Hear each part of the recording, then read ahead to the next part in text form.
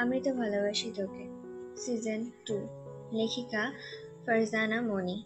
মেঘ, কি রে, কখন থেকে ডাকছি? ছাদে কি করছিলি? মিম, না মানে আপু, আমার তো ছাদে একটা ড্রেস শুকাতে দেওয়া ছিল, ওইটাই আনতে গিয়েছিলাম। মেঘ, তাহলে ড্রেস কোথায়? মিম, তোমার ডাক শুনে নিচে চলে আসলাম, তাই আর আনিনি। মেঘ, আচ্ছা শোন, এই লেহেঙ্গাটা নিয়ে যা, ভাইয়া দিয়েছে, বলেছে বন্যাদের বাড়িতে যাওয়ার সময় পরতে। মেঘ, মিম, মিম, কিন্তু আপু, এটা তো পুরো বন্যা আপুর লেহেঙ্গার মতন। মেঘ, হুম, তোর কি মনে নেই ভাইয়াকে বলেছিলাম ভাইয়ার বিয়েতে আমরা তিনজন একই রকম লেহেঙ্গা পরবো? মিম, ও হ্যাঁ, মনে পড়েছে। মেঘ, একটু পর আমি তোর রুমে আসবো, তারপর একসাথে রেডি হব। মিম, আপু, আবির ভাই এসেছে? মেঘ, হুম, এখন ঘুমাচ্ছে। মিম, ও ঠিক আছে, আমি রুমে যাই। বলেই মিম চলে আসলো। মেঘ নিচে আসলো, দেখলো মালিহা খান, হালিমা খান, আকলিমা খান মেহমানদের নাস্তা দিতে ব্যস্ত। মাহমুদা খান আবিরের মামি ও মিমের খালার সাথে গল্প করছে।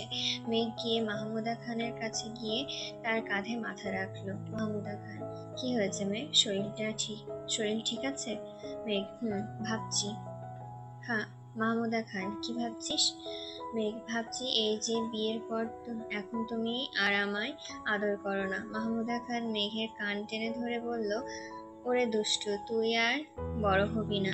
মেঘ খিলখিল করে মালা হেসে দিল। মালা দূরের চেয়ারে বসে মেঘকে দেখছে। গত 2 মাস আগে মালার বিয়ে হয়েছে, স্বামী প্রবাসী। বিয়ের 1 মাস পরে মালাকে রেখে তার স্বামী প্রবাসে পাড়ি জমিয়েছে।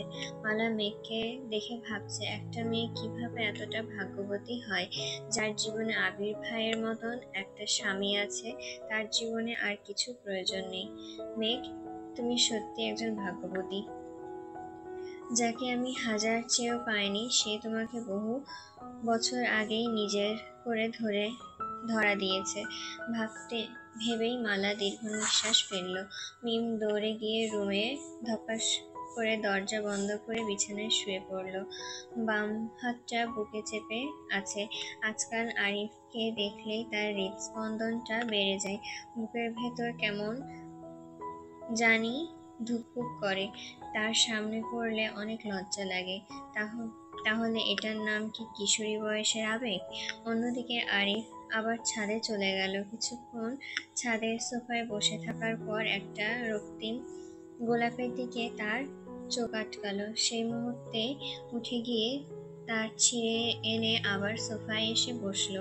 আরিফ গোলাপটিকে দেখছে, গভীর দৃষ্টিতে দেখছে।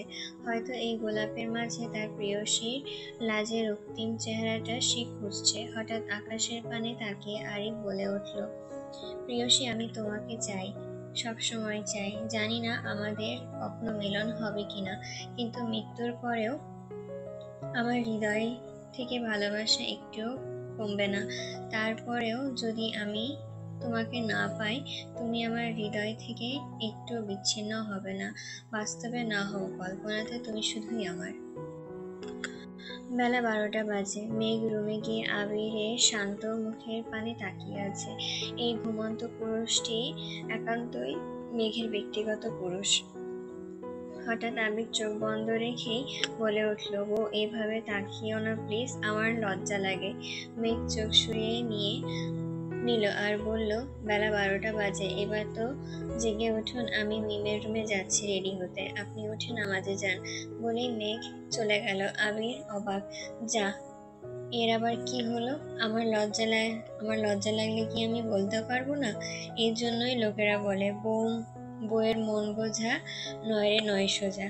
বলে আবির তোয়ালে কাঁধে তুলে গোসলে ঢুকলো। মিম আর মেঘ সাজতে বসেছে, পুরো ঘর এলোমেলো করে নিয়েছে। তখনই রুমে আদি ঢুকলো, বলল, তোমরা কি করছো? মিম, কেন? আদি, আম্মু বলেছে আজকে রেডি হতে দেরি হলে রেখে চলে যাবে। মিম, তুই কি আমাদের এটা বলতে এসেছিস নাকি অন্য কোনো মতলব আছে? আদি, না মানে আসলে তোমাদের দেখতে এলাম। মিম, দেখা শেষ? তাহলে এক্ষুনি বের হয়ে যা রুম থেকে। আদি, ভাবছি। মিম, কি? আদি, তোমাকে তেঁতুল গাছের পেতনির মতন লাগছে, শেওড়া গাছেরও। মিম, আদির বাচ্চা আদি, বলে চিৎকার করে দিল। আদি ছুটে ভোঁদড়। মিম কাঁদো কাঁদো হয়ে মেঘের দিকে তাকিয়ে আছে। আপু, তুমি আদিকে কেন কিছু বললে না? ও আমাকে তেঁতুল গাছের পেতনি বলেছে। মেঘ, শেওড়া গাছের পেতনিও বলেছে। সেটা কেন বলছিস না? মিম, আপু তুমিও? মেঘ মিমের রাগ বুঝতে পেরে বলল, সুন্দর লাগছে মিম, মনে হচ্ছে রাজকন্যা রাজকন্যা ভাব। শুধু একটা রাজপুত্রের অভাব। মাত্র এসএসসি দিয়ে কলেজে ওঠা কিশোরীর মনের আবেগে সাদা মেঘ উড়ে আজকাল। শাড়ি অপছন্দ করা মেয়েটাও আজ শাড়ি দেখলে তাকিয়ে থাকে। চোখে কাজল, ঠোঁটে লিপস্টিক পরে মাঝে মাঝে পরে মাঝে মাঝে ললাটের নিচে দুব্র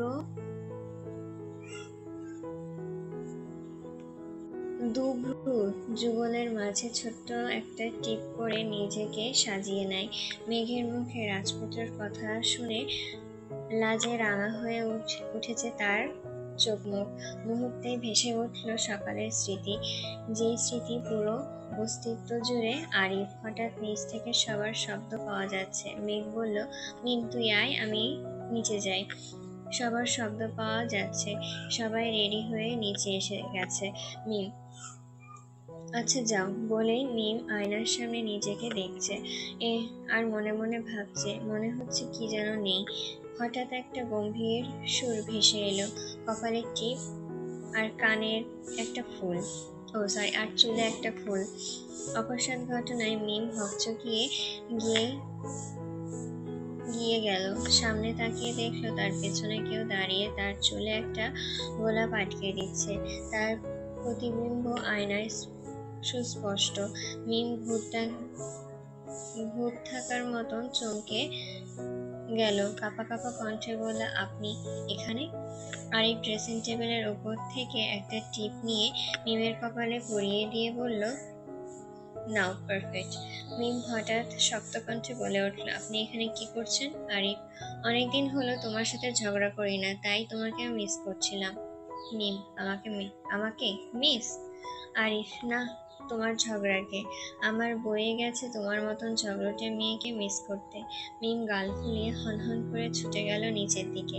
আরিফ তাকিয়ে আছে মিমের যাওয়ার পানে। মিমের পায়ের নুপুরের শব্দ যেন তার মনে ঝড় তুলছে বারংবার।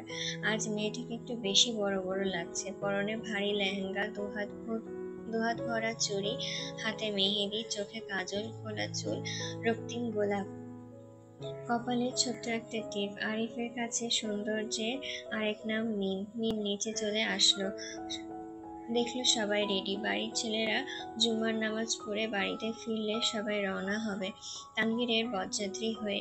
মেঘ আজ একটু বেশি সেজেছে, তার একমাত্র ভাইয়ের বিয়ে বলে কথা। হঠাৎ বাড়ির মেন গেটে চোখ যেতেই দেখলো সবাই নামাজ পড়ে ফিরছে, কিন্তু আবির ভাই কই? তাকে কোথাও দেখা যাচ্ছে না কেন?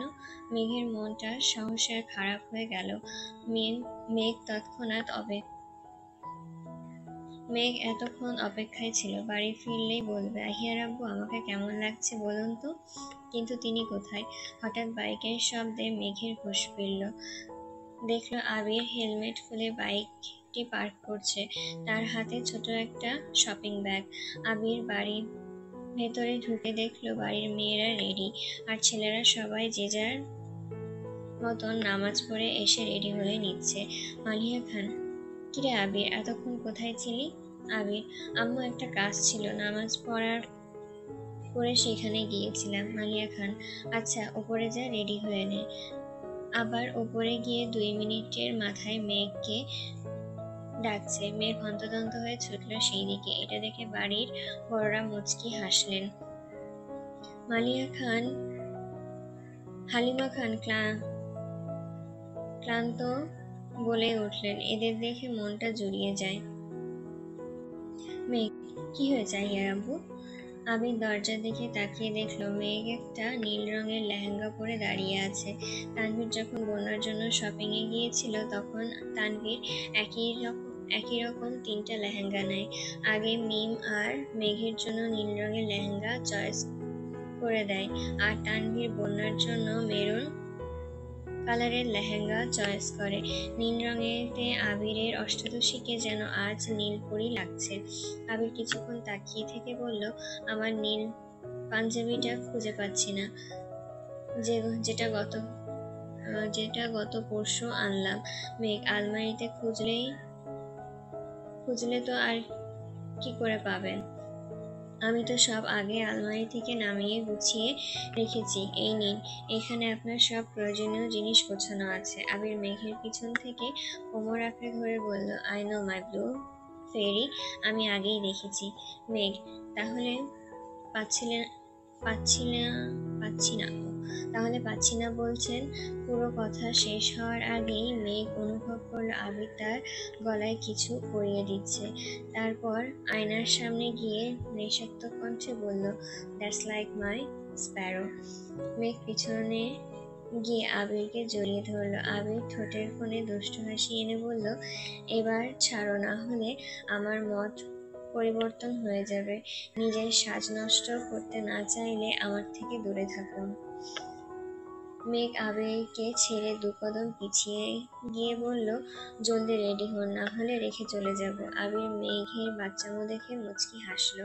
তারপর আর একটা শপিং ব্যাগ মেঘের হাতে ধরিয়ে দিয়ে বলল, এটা বন্যার জন্য একটা নেকলেস আছে, তোর পক্ষ থেকে তোর বেস্টকে তোমার পক্ষ থেকে তোমার বেস্টকে দিয়ে দিও।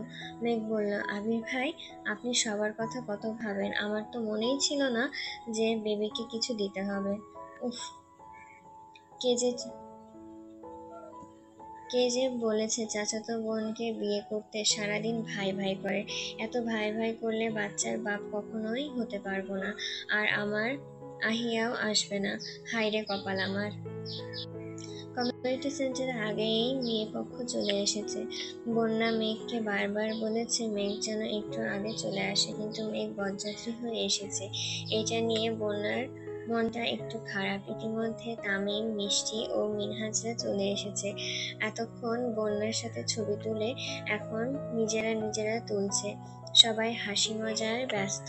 আজকে একজন এসে বলল, বর এসেছে। কথাটা শুনেই বন্যার বুকের মধ্যে থাকা হৃৎপিণ্ড নামক যন্ত্রটা ধপ করে লাফিয়ে উঠেছে। বুকের ভেতর অস্বাভাবিকভাবে টিপ টিপ করছে। তার এতদিনের জল্পনা কল্পনা পরিপূর্ণতা পাচ্ছে আজ। সবাই গেট ধরতে চলে গেল, কিন্তু এ কি মহা সমস্যা, এখানে বর কে? প্রায় 100 জন যুবক ছেলে একই রকম শেরওয়ানি পরে বর বেশে দাঁড়িয়ে আছে। পাশেই বাড়ির বয়োজ্যেষ্ঠ পুরুষরা পাঞ্জাবি পাজামা, মহিলারা গাঢ় বেগুনি রঙের শাড়ি, যুবতীরা নীল লেহেঙ্গা, মনে হচ্ছে মেরুন, সাদা, বেগুনি আর নীল রঙের এক টুকরো বাগান। মেয়ে পক্ষ পড়ল বিপাকে, বর কই? বিয়েবাড়ির গেটে শোরগোল শুনে বন্যার বোন বলল, কি হয়েছে? রাকিব বলল, আপু আপনি ভেতরে যান, নতুন বেআইনদের সাথে আমাদের কথা আছে। বন্যার বোন হেসে দিয়ে বলল, ঠিক আছে ভাই, আমি যাচ্ছি, কিন্তু বড়দের নিয়ে যেতে দাও, তোমরা দুষ্টুমি করো। বলেই বন্যার বোন সকল বয়োজ্যেষ্ঠদের নিয়ে ভেতরে বসালো। বন্যার ফ্যামিলি ছাড়া আর কেউ তানভীরকে চেনে না, আর যার ফলে বন্যার মামাতো খালাতো বোনরা টেনশনে পড়ে গেছে। মিষ্টি, মিনহাজ আর তামিম মুখ টিপে হাসছে, কারণ আগেই আবির ওদের ইশারায় চুপ থাকতে বলেছে। বন্যার এক মামাতো বোন বলল, আমাদের দাবি মেনে নিন আর ভেতরে যান। হঠাৎ বরপক্ষের সবাই একসাথে চিৎকার দিয়ে বলল, মানি না, মানব না, মানি না, মানব না। সাকিব জোরে বলল, পথ ছাড়ুন। বাকিরা জোরে বলে উঠল, বেয়াই সাব। সাকিব, খিদা লেগেছে। বেয়াই সাব। সাকিব, বউ আমাদের। বাকিরা, বেয়াই সাব। সাকিব, তাড়াতাড়ি বর খোঁজেন বাকিরা। বেয়াই সাহেব, বরপক্ষের শোরগোলে মুখরিত চারপাশ। বন্যা চুপি চুপি ছাদে চলে গেল। বন্যা তো চক্ষু চড়ক গাছ, এদের মাঝে আমার ভিলেন কই?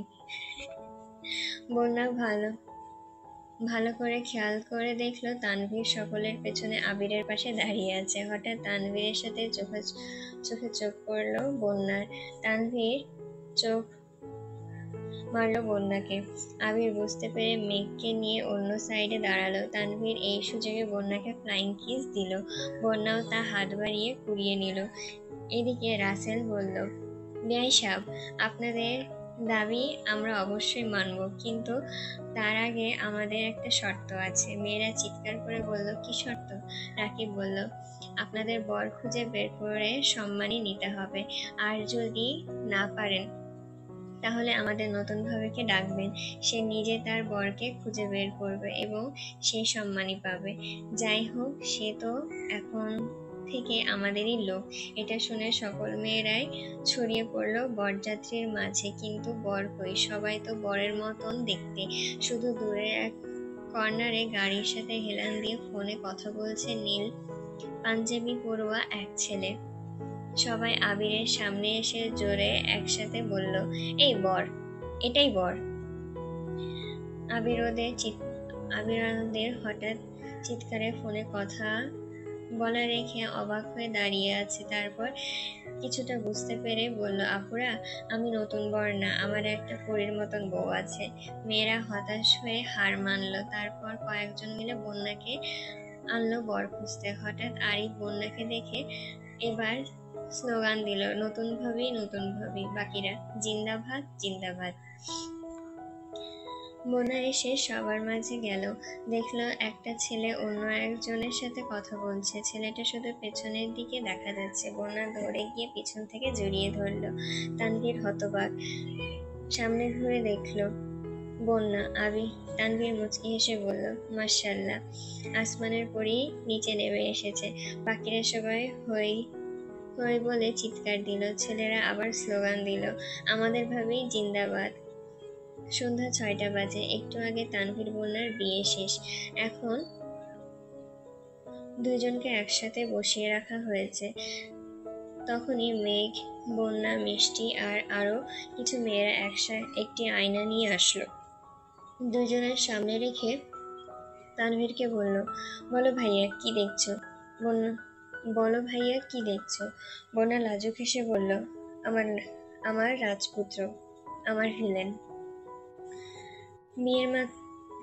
বিয়ে মাত্র দুই অক্ষরের শব্দ, কিন্তু এর বিশালতা অনেক। যারা এই শব্দের গুরুত্ব বোঝে তারাই জীবনের সুখী, আর যারা বোঝে না তাদের জীবনে নেমে আসে বিচ্ছেদ নামক কালো অধ্যায়। বিয়ে মানে একটা মেয়ের জীবনে সম্পর্কে সমীকরণ পরিবর্তন হওয়া, আপনকে পর করা আর পরকে আপন। এই মুহূর্তে একটা মেয়ে কেবল উপলব্ধি করতে পারে। এই যে বন্যা এখন পাগলের মতন হাউমাউ করে কাঁদছে, বারবার মা, বোন, ভাইকে বলছে, আমি যাব না, আমি ওদের বাড়ি যাব না, আমি তোমাদের ছেড়ে কোথাও থাকতে পারবো না, প্লিজ তোমরা ওদের চলে যেতে বলো। আম্মু, ও আম্মু, তুমি ওদের চলে যেতে বলো না, আমি কোথাও যাচ্ছি না। বন্যা কাঁদছে, হাউমাউ করে কাঁদছে। আজ যেন তার চিৎকার কোনো বাধা মানছে না। বন্যার বোন বন্যাকে জড়িয়ে ধরে সেও হাউমাউ করে কাঁদছে। বোন, ও বোন, তোকে ছাড়া আমি কিভাবে থাকবো? তখনই বন্যার ছোট ভাই কাঁদো কাঁদো মুখে নিয়ে বলল, আপু, তুই চলে যাবি? আমি কাকে নিয়ে ফুচকা খেতে যাব? কে আমাকে চকলেট এনে দেবে? বন্যার কান্না যেন আরো বেড়ে গেল। সেও তার ভাইকে জড়িয়ে ধরে কাঁদছে। তার মা যেন আজ নিশ্চুপ, কাঠের পুতুলের মতন এক জায়গায় স্তব্ধ হয়ে দাঁড়িয়ে আছে। বাবা পাশে দাঁড়িয়ে চোখ মুছছে বারবার। হঠাৎ তার মা জ্ঞান হারিয়ে মাটিতে লুটিয়ে পড়ল। আকস্মিক ঘটনায় বন্যার জ্ঞান শূন্য হয়ে পড়েছে। ছুটে গিয়ে মায়ের কাছে বলল, মা, ও মা, কথা বলো, তোমার বন্যা চলে যাচ্ছে।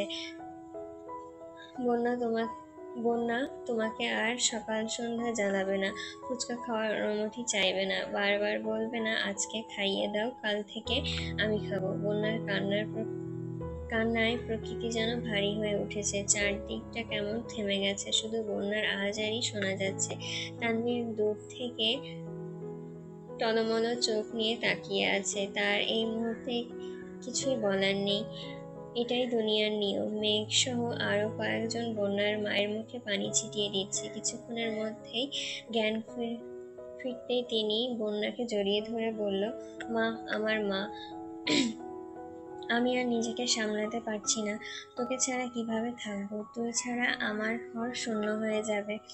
বলে উনিও হাউমাউ করে কাঁদতে শুরু করলেন। হঠাৎ বন্যা তার মায়ের বুকে লুটিয়ে পড়লো। মেঘ দৌড়ে সামনে আসলো, চেষ্টা করলো জ্ঞান ফেরানোর, কিন্তু ফিরছে না। তখনই আবির বলে উঠলো মেঘকে, মেঘ, ওর জ্ঞান ফেরানোর প্রয়োজন নেই, ফিরলেই আবার কাঁদবে, তার চেয়ে ভালো ওকে এইভাবেই নিয়ে চলি। তানভীর, শোন, তুই বন্যাকে কোলে করে গাড়িতে নিয়ে তুল, বন্যার বাবা বলে উঠল। কিন্তু বাবা, আবির তাকে থামিয়ে দিয়ে বলল, আঙ্কেল, টেনশন করবেন না, আমরা আছি তো, কোনো প্রবলেম হবে না। তানভীর বন্যার কাছে এসে বন্যাকে কোলে নিবে এমন সময় বন্যার বাবা দুই হাত চেপে ধরলো, বলল, বাবা, ও আমার অনেক আদরের মেয়ে, দুই হাতে ওকে অনেক যত্নে বড় করেছি, তুমি ওকে কখনো কষ্ট দিও না, আমার অবুঝ মেয়েটাকে দেখে রেখো। তানভীর, আঙ্কেল, আপনি প্লিজ এভাবে বলবেন না, আমি ওকে ভালো রাখার সর্বোচ্চ চেষ্টা করব, কোনো অভিযোগ করতে দেব না। বলে তানভীর বন্যাকে কোলে নিয়ে গাড়িতে বসালো। তারপর বরযাত্রীর গাড়ি ছুটলো আপন গতিতে আপন ঠিকানায়। কিছু লোক আগে বাড়ি ফিরে গেছে, তারা বরণডালা সাজাতে ব্যস্ত। তখনই আদি দৌড়ে বাড়ির ভিতরে ঢুকলো, বলল, বউ এসেছে, বউ এসেছে। কথাটা শোনা মাত্রই মালিহা খান, হালিমা খান, আকলিমা খান, মাহমুদা সহ অনেক মহিলারা দরজার সামনে গিয়ে দাঁড়ালো। মালিহা খানের হাতে রঙিন একটা বরণডালা, যা নানান উপকরণে সাজানো। বউ নিয়ে দরজায় আসতেই তারা বরণ করে ভেতরে ঢুকলো। সবাই আস্তে আস্তে ভেতরে ঢুকছে। তখন হালিমা খান বলে উঠল, মিম, বৌমাকে তোর রুমে নিয়ে যা, আজ বৌমা তোর রুমেই থাকবে। দরজা দিয়ে ঢুকতেই এই কথা শুনে তানভীরের চক্ষু চড়ক গাছ। তানভীর মনে মনে আওড়ালো, আমার বউকে ওরা নিয়ে কোথায় যাচ্ছে। আবির তানভীরের কাঁধে হাত রেখে বলল, কি সম্বন্ধী ভাই, কেমন লাগছে? আমার কিন্তু এমনই লেগেছিল, কিন্তু তখন আপনি আমার পক্ষে কোনো প্রতিবাদ করেননি। তখন যদি প্রতিবাদ করতেন তাহলে আপনাকেও আজ এই দিন দেখতে হতো না। বলেই আবির দাঁত কেলিয়ে হাসলো। তানভীর মুখ ভোঁতা করে দাঁড়িয়ে আছে। ঠিকই তো, যেই দিন মেঘ আর আবিরের আলাদা থাকতে বলা হয়েছিল সেই দিনও কিছু বলেনি, কিন্তু আবিরের সাথে মজা নিয়েছিল ঠিকই। আজ একই ঘটনা তার সাথে ঘটলো। মিম বন্যাকে নিয়ে তার রুমে বসালো, ভাবলো বন্যা আপু লাগেজ নিয়ে আসি, আপুকে চেঞ্জ করতে বলবো।